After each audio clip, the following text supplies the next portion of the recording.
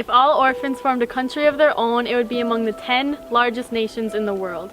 Rather than no parents, orphan simply means alone.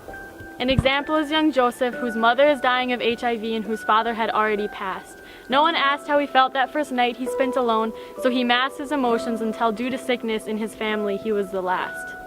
At only 14 years old, he began to fight. With spite and a bitter heart, he murdered, stole, and ignored that aching part of him that burned him to fall apart. And then there was Emily, who was one of 2 children sold into human trafficking every 60 seconds, being sold as a toddler into a $32 billion industry for a mere $90. From her eyes, she had nothing to offer. And even though she grew up knowing no earthly father, there is one man who proudly claims her as his daughter.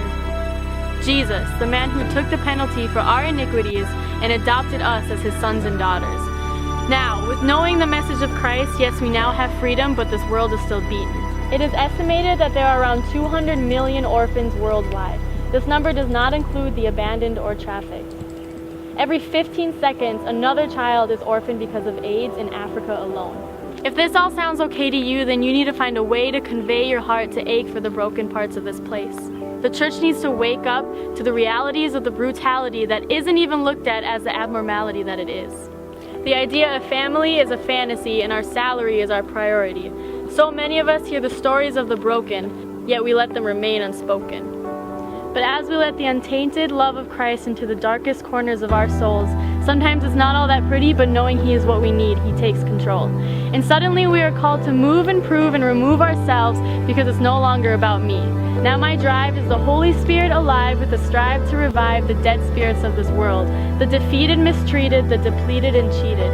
He desires to sit the unseated in their place of righteousness in love. There is hope. Around 250,000 orphans are adopted annually. With your help, the reality of this fatherless tragedy will gradually become a casualty. If you can't adopt, foster. If you can't foster, sponsor. If you can't sponsor, donate. And if you can't donate, volunteer. Just helping one would make a difference.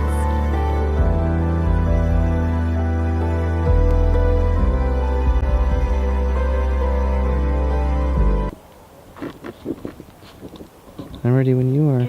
Okay. Wait, no I'm not. Yes I am, now I am. I'm putting that in. Bloopers at the end. Okay,